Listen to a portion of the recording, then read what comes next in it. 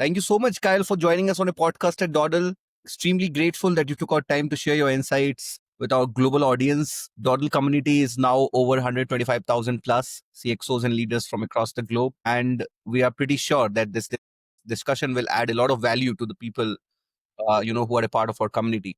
Thank you so much, Kyle, once again for joining us. Thank you. I look forward to the podcast. Would you like to give a brief introduction about your journey so far? Yeah, so I've been in the small business arena for a little bit over 17 plus years. My background, initially I started, during college, I did a lot of property management construction, and then I got into government contracting in 2008. Started initially working with the Army, doing a lot of mission support contracts and facility support contracts, and then moved over to Navy doing work for NAFAC, which is short for Naval Facilities Engineering Command. During that time, I did a lot of your naval construction contracts, some environmental review contracts. I moved into small business in 2012 when I moved into the supporting small businesses for the U.S. federal government. I had done that before as a contracts official. What I always try to do with it is try to make sure the businesses understand the process for government contracting and also have a path to growth. That was one of the things that's been a recurring theme in my career, is being able to help businesses grow and develop and understand a path forward. Also very, very rewarding. Once I got into small business, which was with the Army Corps of Engineers, doing a lot of geospatial support, LiDAR, very innovative type of stuff in the mapping arena for them. So that kind of played out there. And eventually I did wind up moving back to NAFAC for small business at the headquarters at the DC office. And then after doing some time at NAFAC, they're doing a lot of construction contracts, a lot of stuff for the bases, a lot of barracks builds, hospital builds, facility support, etc. I moved over to Naval Research Labs, where I worked with a lot of innovation activities for the lab. So we did a lot of collaborative research with universities and helping businesses and innovation sectors understand how to access government contracts, opportunities, grants, etc. I also spent some time with Marine Corps Systems Command, which is the major weapon systems buyer for the Marine Corps. Basically, really gave me a lot of insight into how to really pull in new innovative businesses. Some of the major things we did there, we set up a CRADA, which is a collaborative research agreement with the government and a not-for-profit entity. So we set up one of those to kind of create a almost accelerator program for businesses to be able to access government easier. And a lot of the innovation spaces, that was back before all the chat GPT boom happened, but we were still starting to dabble with AI at an earlier stage, I guess you could say. So I knew a little bit about AI and structural data processing prior to the GPT boom, so to speak, that we've been in for the past couple of years. And then after Marine Corps, I went to National Guard Bureau doing the entire agency, which spans from the Virgin Islands on the eastern side over to Guam on the western side. Yeah, western/eastern, since Guam's kind of on the other side of the international date line, per se. But, so it spans a pretty big regional area, so to speak, and helping them with a lot of their contracts and oversight in small business industrial base and making sure that they had access points and everything else. And just recently, I started with Prairie Band LLC, which is a tribal holding company for multiple tribal entities that do business with the government and also do local business. Right now, we have business lines in health services, so a lot of health support services, credentialing, doctors, things of that nature. We also have a construction business line. We have a innovation business line we're working on developing right now. We have some support services, professional support services type work, and we also have some IT support as well. So those would be kind of the main business lines that we're focused in GovCon. They also do have some local businesses. If you're ever in Kansas, they have a one-stop on the reservation.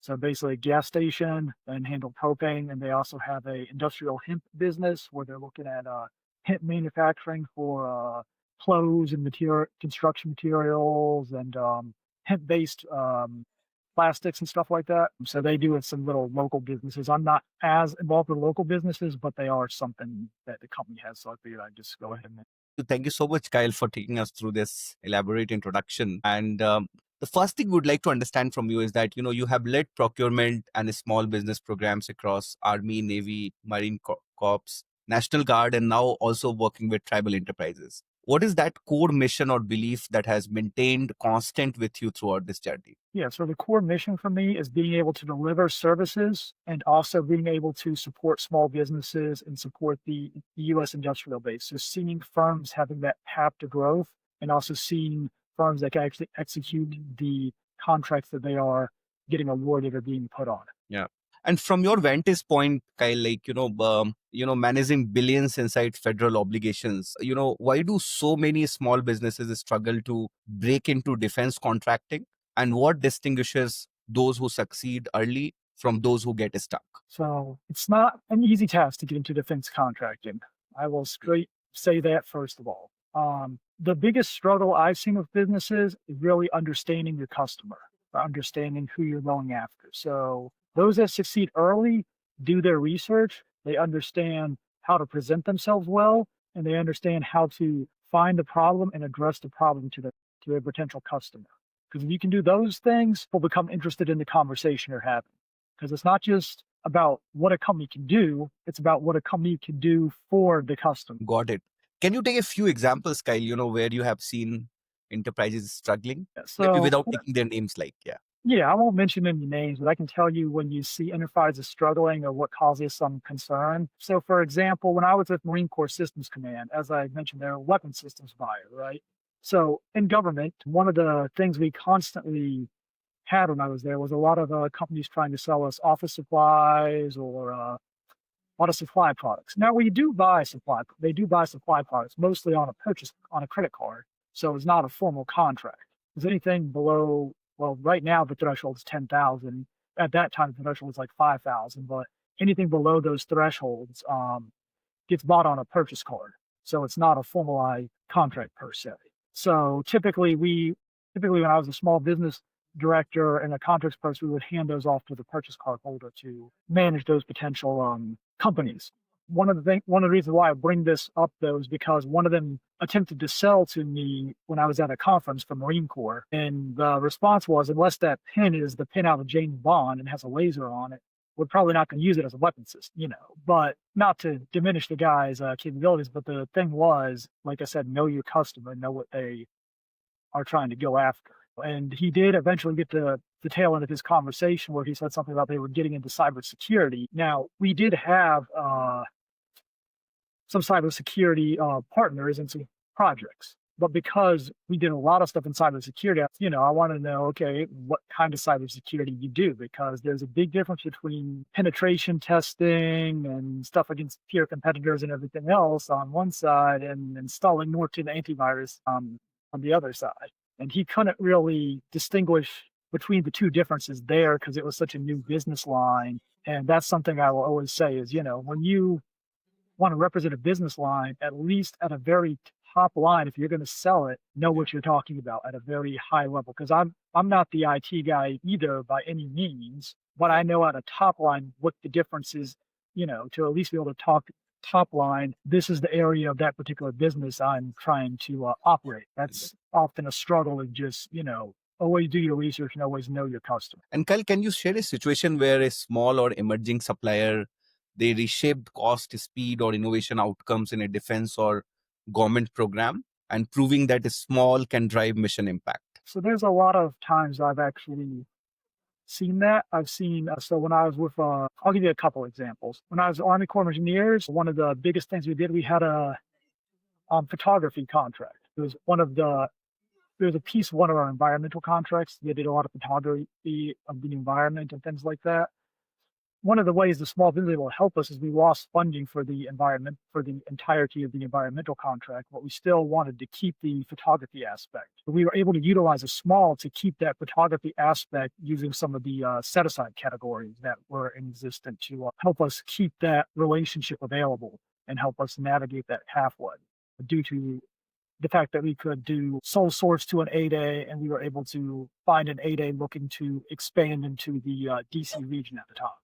We were able to help them expand at the same time, keeping the services we need through innovative discussions. That's one example. A few other examples I can talk to are when I was with Marine Corps, we actually had a lot of small businesses doing innovation projects. They were able to bring a lot of those things in through prize challenges. Oftentimes, it's very interesting when you do sourcing in government, because a lot of businesses that are just doing business day to day for the average American citizen, they don't always think about government contracting, even though there's a ton of money spent by the government. If you ever look it up, it's in the billions. But for example, we had the physical training, the PT uniform for the Marine Corps. We had a new one come through. We actually got it set aside for women-owned small businesses. There were 4 women-owned that we were able to find that provided the necessary materials and everything else. The biggest challenge was, letting them understand their customers. So, we had a few out of New York and a few out of some other states on the East Coast. But a lot of them, their specialty had been just general like physical training gear for just general common citizens. They didn't even think about military. Military, you typically see them training every morning. According to the new Secretary of War, Hexef, they're going to train every day now for his speech. So you definitely need gear if you're required every day. But, not to get into any of that stuff. But the thing that came out of that was we actually got a good supplier and the businesses were able to deliver. So, always seeing businesses able to deliver innovatively and provide the product. We had a small business actually map our supply chain, used AI before the big GPT boom. They were providing us basically supply chain analysis using AI system that they had developed, and they were a local small business, which helped us really keep track of our suppliers and really understand our supply chain for a lot of the major systems we were working with at that time. Yeah. And this is a very, very pretty valid example, actually. And, so Kyle, talking about compliance and Mhm. strategy, leverage, many a times, it's being treated like, SBA certifications are like checkboxes. So how should businesses think strategically about programs like 8A Buy India Act and set aside categories to build competitive advantages rather than just eligibility? Yeah, so a couple things is they are a little bit like checkboxes. So I won't say they aren't completely like checkboxes. Mm. But the thing about it is, first things first, show what you can do as far as your skill sets go. The small business piece should be a secondary piece to it. First, the government wants that you can deliver. Then the certification comes in as a method to deliver. So, for example, the day program and the tribal entity. There's a little bit of current controversies in that program, but I won't get into the details of those.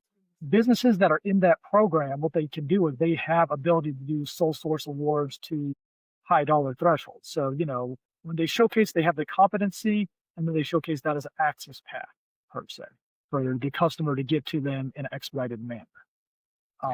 So, showcasing how your certification adds to the strategy of efficient, effective awards and efficient, effective delivery of services or products. That's what you always want to look at when you're talking about your certification, whether it's one of the small business ones or one of the technical ones. ISO certifications, for example, certifications in that realm, you always want to look at how does it help make the delivery more efficient for the customer. That's what you want to explain when you're explaining the potential pitch as to why it matters that your company has this certification. Would you also like to talk a bit about these programs like 8A and Buy India Act? What are these like? Yeah, so the 8A program is a program for small disadvantaged businesses. Further in-depth information, you can always go on the SBA's Small Business Administration website. It's got a further detail on all of that. But what the 8A program is, it's a 9-year program that helps develop a small disadvantaged business. It gives them access to some sole source work, but the goal of the program is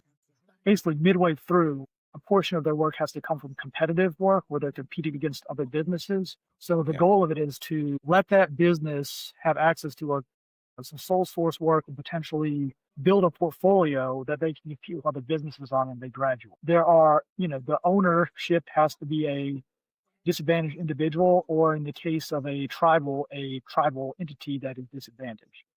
The goal of it is to provide jobs, of course. The tribal entities, for example, the one I currently work for, we have employees across the entire United States of America, and that's been something we've been able to develop and provide, growth pathways for disadvantaged individuals in the tribes and stuff like that. So that is something that, is a good thing from the program. We want those individuals that have been disadvantaged or have seen hardship Yeah. to have a pathway to grow and develop. Those are some of the programs out there. For example, they've got the Service-Able Veteran Program. That's for all the veterans in the country to, have ways to start and develop businesses. It adds that, it adds training. It gives a lot of loans, strategic loans to help businesses out. But basically, the goal of it is, create a way to enhance the industrial base across the country and really provide a path for growth and a path for businesses to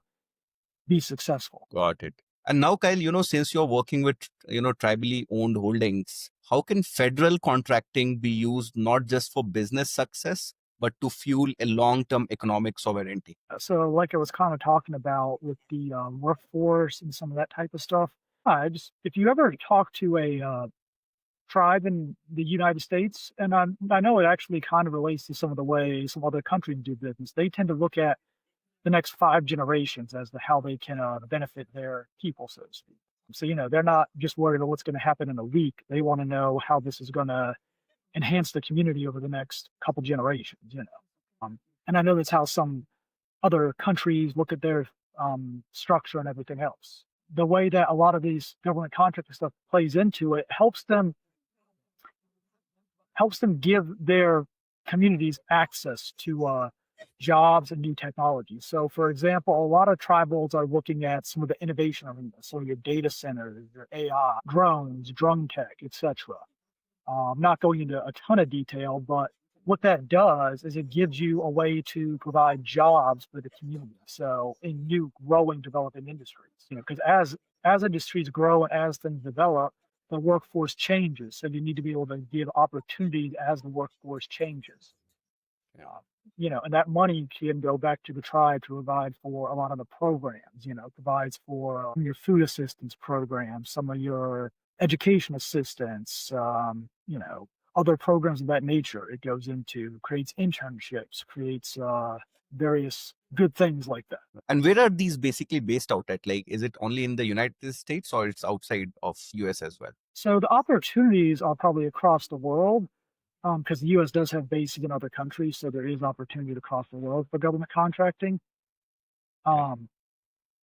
Pretty much, businesses are going to be counted as a large business in U.S. just because they're a foreign business. So the U.S. Small Business Act defines a small business as a small business located in U.S. or doing most of their business in the U.S. There is that aspect there because I did that. I dealt with that a lot when I was doing compliance. We had a couple Canadian small businesses try to do business with us, and even though they had the right skill sets and things we needed, unfortunately, we couldn't classify them as a small business because they were not a U.S. small business. They were a Canadian small business. Nothing against our neighbors to the north, but nonetheless, So that's just kind of an example there. Yeah. But the biggest thing with all that is the small businesses can actually act as a conduit and teaming partner for, Yes. of course, allied nations, the ones that are aligned with the U.S. and have an interest in doing fair and proper business with the U.S., of course. And we do that. There's a lot of companies that have teamed with businesses in the Ukraine and businesses in other places as well. The tribal entities, most of them are throughout the U.S. There's tribal entities across the entire country. There is two subsets of that with Alaska Native companies and Hawaiian Native companies as well, which focus on those two local economies. And then they can also, the territories, your Puerto Rico, Virgin Islands, Guam, etc. They don't have a tribal entity back aspect currently because they're territories right now for the most part. They do have 8As and they do have the other capabilities, and there are a lot of the territories for a lot of the storm recovery, etc. I believe I know a company building a data center in Guam actually to try to do connections across the Pacific for a lot of the data transfer and data management points. And Kyle, as per your experience, what are the fastest ways in which small businesses lose trust with federal buyers? And what operating practices consistently build credibility and long-term buyer confidence? So consistent performance would be the way they keep trust, of course. We want to see the consistent performance, consistent ability to do that. Ethics, businesses that have ethics, businesses that are, morally working towards the mission associated with their small business program if they have one. So we want to make sure businesses actually have those ethics and have those defined honesty and good character. Now, how you lose trust, you do the exact opposite of everything I just said there. Basically, you don't have consistency, you don't understand your product line. If you try to cheat the system, then you will lose trust fast. Yeah. And believe me, we see a lot of stuff.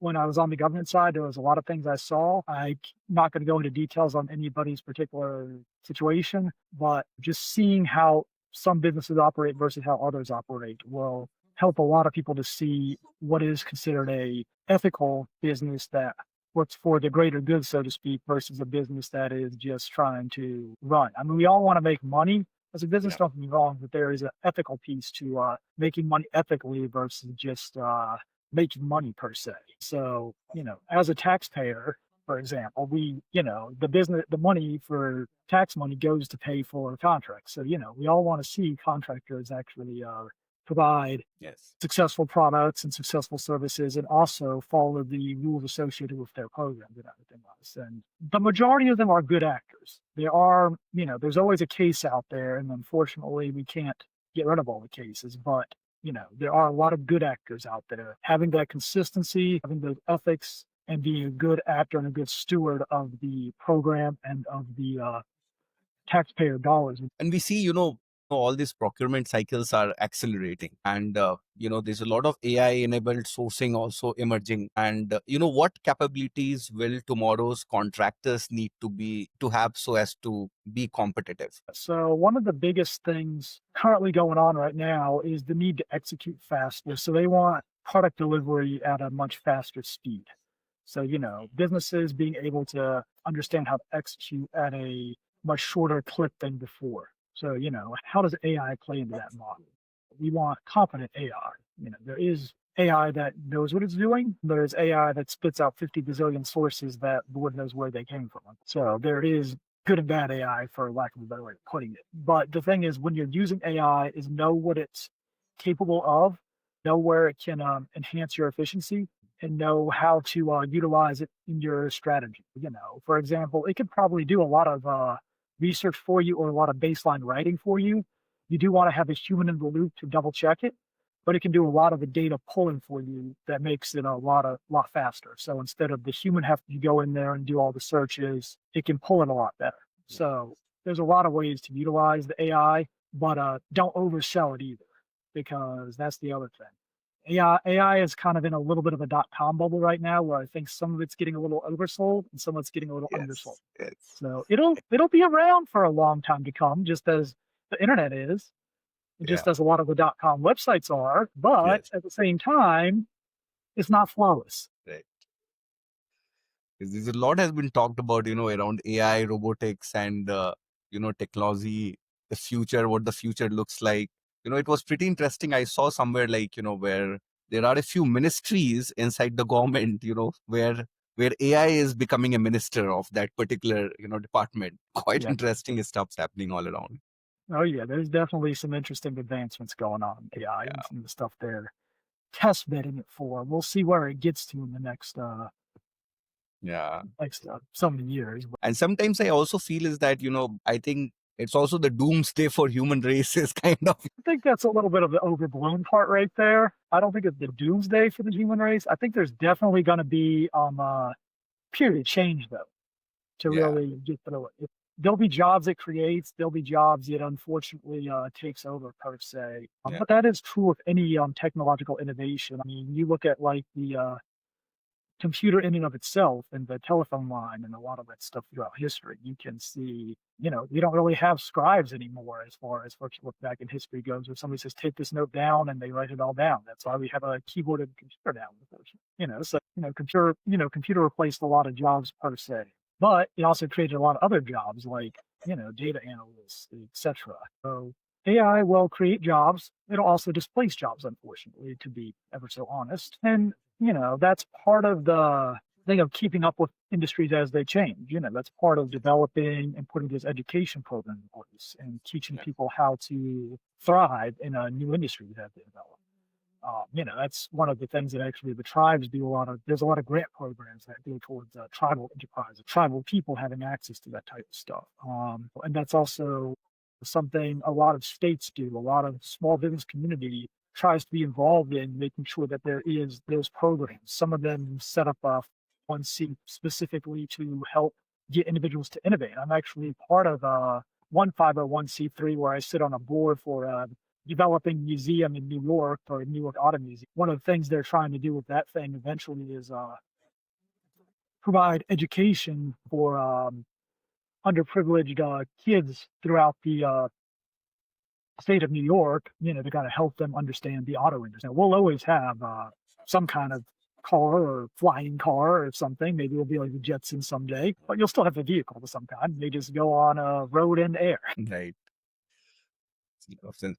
And now, Kyle, towards the end of this podcast, if you have to leave one piece of guidance for founders or federal facing leaders looking to build durable presence in this ecosystem, what would it be? So I would say the best piece of advice I could give any company out there is just consistency and knowing your customer. So just, having that consistency and awareness, because those are the two things that provide you an ability to do it, having a drive to push through. So stay consistent, keep that drive to push through, and keep that ability and awareness to know your customer and know what target market you're in per se.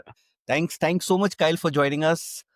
Sweet and very concise conversation. Help a lot of people to understand about your domain, about the things that you have been doing, and we also look forward to having you with our community as well. Where you can help a lot of these companies and these folks, in their businesses. Thanks so much, Kyle, for joining us. Absolutely. Thank you for having me on the show. And for anybody, feel free to reach out to me on LinkedIn or social media, and I can always further the conversation. Thank you so much.